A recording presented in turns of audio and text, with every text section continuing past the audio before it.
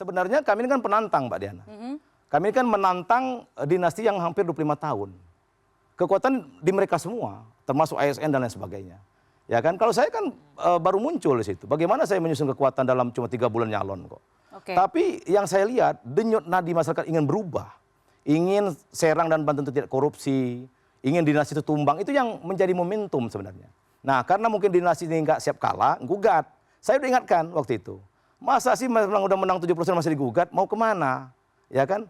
Dan apa hebatnya Yandri ini, saya bilang, gimana gerakkan orang sampai 1,5 juta lebih itu? Gimana cara gerakkannya? Ya kan, apa kekuatan saya? Nggak mungkin, kalau bukan rakyatnya bergerak. Nah, akhirnya kan mereka gugat. Tapi, MK memutuskan itu, banyak pertanyaan di bawah. Apakah ada permain kotor di MK? Itu pertanyaan banyak orang loh. Saya kira MK harus jawab itu. Apakah ada sesuatu yang di luar kewajaran oleh 01 dilakukan MK? Itu harus jawab. Kecurigaan itu banyak. Tapi alhamdulillah Mbak Diana, saya sudah hakul yakin, kalaupun mau diulang 2 kali, 10 kali, tetap akan menang telak. Dan akhirnya dari 70% bertambah jadi 76%. 76%. Loh kalau karena saya, bayangkan cuma nggak nyampe sebulan diulang. Loh kalau karena saya ini kan nggak mungkin, kalau bukan rakyat yang bergerak. Jadi ini kekeliruan yang sangat mendasar. Jadi saya ingatkan, hati-hati kalau ikut pilkada. Termasuk para pendukung-pendukungnya itu yang nggak jelas itu. Banyak juga itu yang nyerang saya itu, banyak nggak jelas itu. Tapi ya saya alhamdulillah, dengan gugatan itu saya tambah gagah. Ya kan, tambah hebat. Sebentar. Jadi tudingan-tudingan itu tidak terbukti. Yang menang itu rakyat Serang. Bukan karena saya. Bukan karena saya ini. Baiknya saya sama sekali nggak bergerak, tetapi tambah menang telak. Tapi saya mau kilas balik dulu Bang. Ini banyak orang yang bicara soal etis tidak etis. Ketika Anda misalnya sudah dinominasikan begitu menjadi menteri, meskipun belum sah begitu menjadi menteri. Tapi Anda dalam tanda kutip ini membuat acara di tempat di mana istri Anda sedang berkompetisi begitu. Apakah menurut Anda, biasa. Anda juga tidak mempertimbangkan hal-hal etis? Dinamika itu biasa. Apalagi dalam kontestasi pilkada. Ya kan? Apapun bisa dijadikan bahan untuk nyerang saya. Nggak apa-apa itu. Dan saya hadapi kok. Saya juga walaupun demo banyak ke saya, serangan banyak ke saya itu anggap angin lalu aja.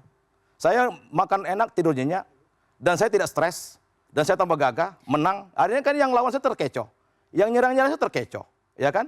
Karena apa? Wajar kalau pilkada itu, Mbak Diana, cara jalan kita aja bisa dipersoalkan. Cara makan kita juga bisa dipersoalkan. Cara ngomong kita juga bisa, itu biasa.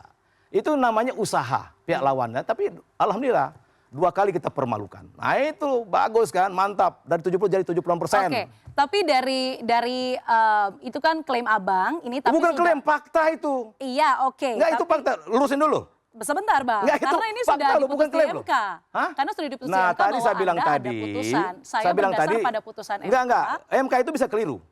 Betul. MK itu manusia biasa. Makanya keputusannya final dan banyak menikah. Pertanyaan orang, apakah ada permainan kotor di MK? Itu harus dijawab oleh MK. Apakah benar MK itu memutuskan dengan landasan hukum? Belum tentu. Karena saya bilang tadi, yang dijadikan landasan itu keliru semua, menurut saya. Ya kan? Karena nggak ada dasar hukumnya, nggak ada fakta hukumnya. Masa mengadili saya sebelum jadi kepala desa, sebelum jadi menteri desa? Kan boleh dong saya misalkan kampanye. Saya juga manusia biasa. Ya kan, sebelum jadi menteri desa boleh. Apakah boleh saya mendampingi saya sebelum jadi menteri desa? Boleh. Ya kan? Apalagi saya ketua tim pemenangan DPP, tapi setelah saya menteri desa, saya nggak pernah kampanye, nggak pernah saya mengumpulkan para kepala desa lagi. Tapi kalau bicara soal etis atau tidak etis, Bang, menurut Abang? Di mana yang nggak etis? Misalnya ketika Anda dinominasikan begitu menjadi menteri desa, kemudian Anda turut mengadakan kegiatan di tempat di mana istri Anda berkompetisi, misalnya. Di mana? Di Serang? Contoh yang nggak etis itu di mana? Saya mempertanyakan, menurut Abang, makanya ukuran etis itu apa? Kalau ukuran etis atau tidak etis, siapa yang menjamin bahwa saya jadi menteri? Siapa? Tidak ada yang menjamin memang. Betul. Tidak ada yang menjamin. Tidak etisnya di mana? Saya jawab dong. Saya sekarang menjadi ini. Menurut Diana di mana yang nggak etisnya? Ketika misalnya ada konflik kepentingan, di mana ada... Kepentingannya di mana konflik kepentingannya? Saya kan belum menteri nih. Ya kan? Kalau orang belum diumumkan, belum ada kepastian. Orang belum dipanggil. Berarti Anda menggelar acara tersebut tujuannya tidak untuk berkampanye? Yang mana? Ya kalau sebelum saya menteri desa boleh. Tidak dilarang undang-undang, saya kan pembuat undang-undang pemilu. Undang-undang pilkada saya yang buat. Pimpinan pansus, boleh. Berarti acara itu saya kan tidak lagi wakil ketua MPR, tidak lagi jadi anggota DPR waktu itu. Belum menteri desa, boleh. Ya kan yang pikiran kelotor kan yang nggak terima saya menang kan.